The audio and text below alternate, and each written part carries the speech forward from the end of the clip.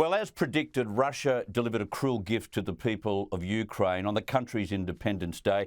A Russian missile hit a train station in eastern Ukraine, killing at least 22 people and injuring 50 others.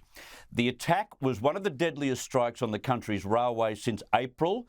And if you remember, more than 50 people were killed then when a rocket slammed into a crowded railway platform in the same region. Why innocent civilians?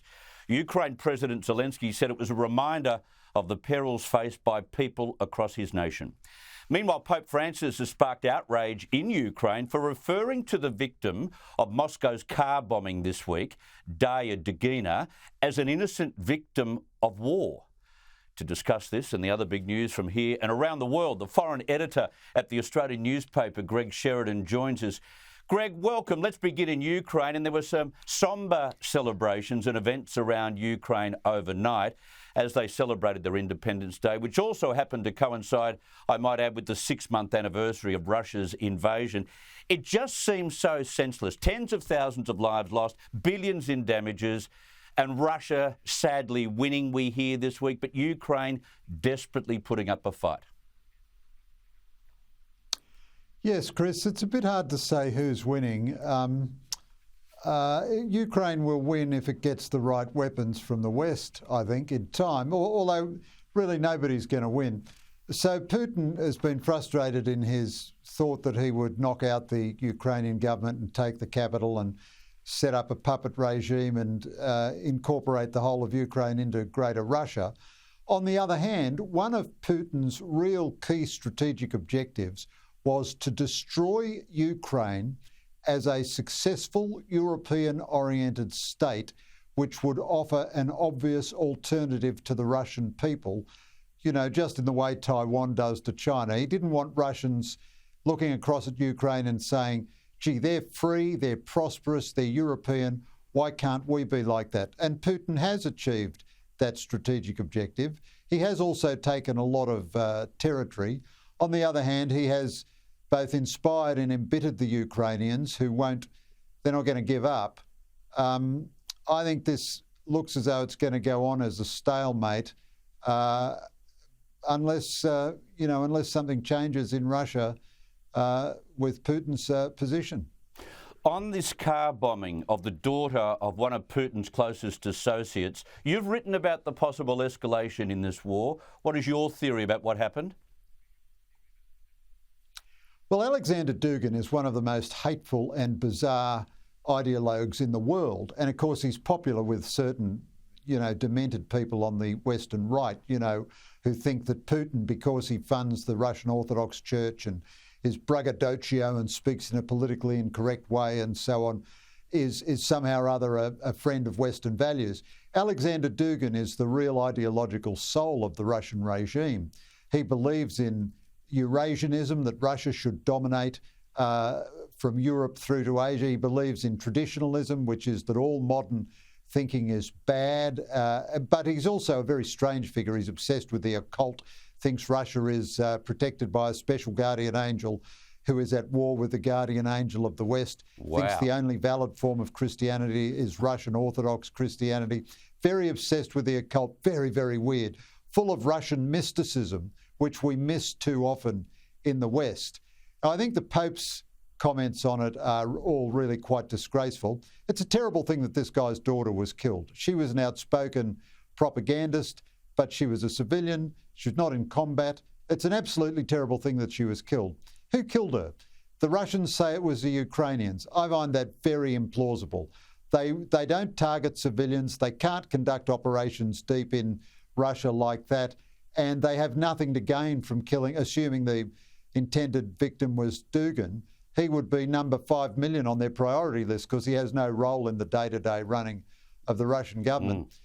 The Russian secret services may have done it themselves. They've often killed notional allies of themselves in order to create an excuse for escalation. Yeah. And of course, the Russian power system has its internal rivalries. Rasputin, whom Dugin is often compared to, was killed by a faction in the Russian royal family where he had his influence.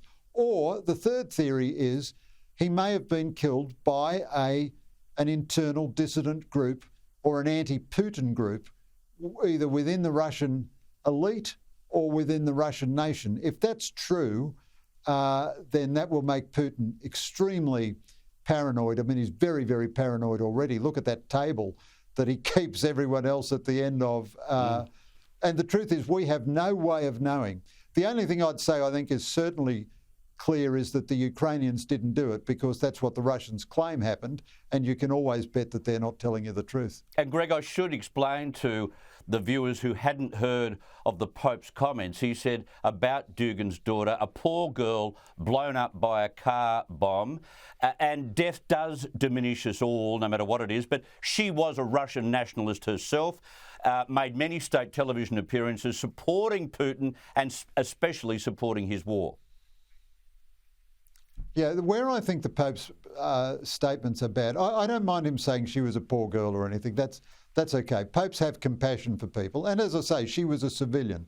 So it's not right, it's not right to kill people because they're outspoken on evening television, Chris, even if you disagree with their views.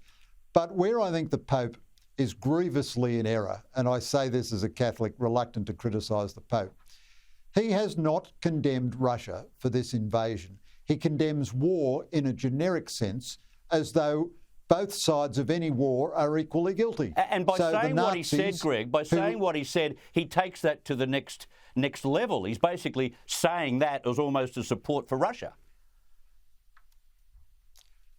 Well, no, I don't think he's supporting Russia. I don't want to verbal the Pope. I'm very critical of the Pope, but I want to be quite accurate about what he's saying. What he does is he condemns war, absolutely, and he's very sincere in that, there's no doubt. But he condemns war in a generic way, as though all of the participants in war are equally morally at guilt. So as though the Nazis were equally morally, on the same moral footing as Winston Churchill and the Brits. The Ukrainians didn't invade Russia. Russia invaded Ukraine. Now, what the Pope is hoping to do, I'm sure his intentions are good, he has an idea that the Christian leaders of Russia and the Christian leaders of Ukraine will simultaneously pressure both their governments to make peace. The truth is, the Russian Orthodox Church now in Russia is a wholly owned and completely dominated subsidiary of Vladimir Putin.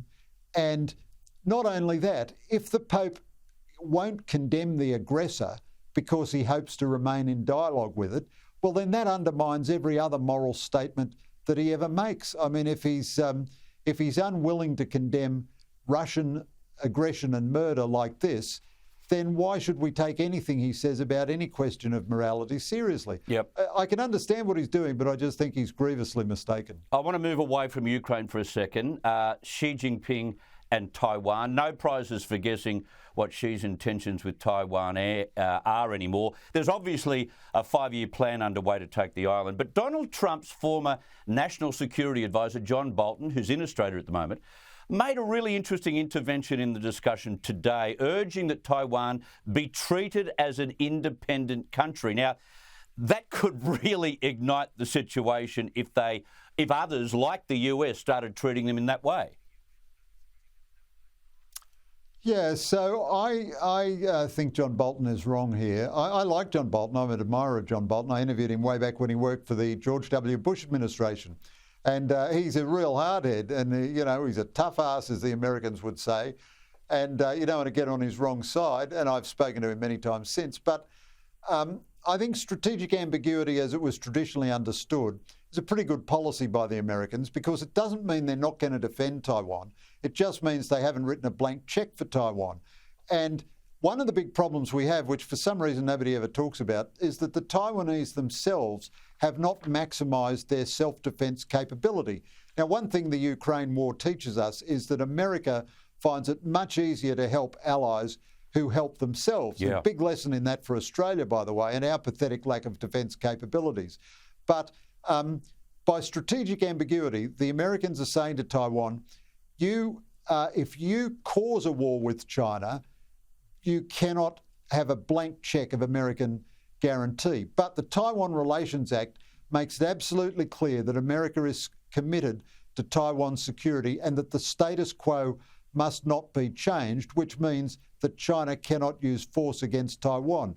Now, China itself is trying to change the status quo. I understand what Bolton's rationale is, but I don't think it wouldn't make any material difference, and I don't think it'd be helpful just to change your declaratory policy. Not helpful at all. Greg Sheridan, great insight as usual. Thank you very much for your time.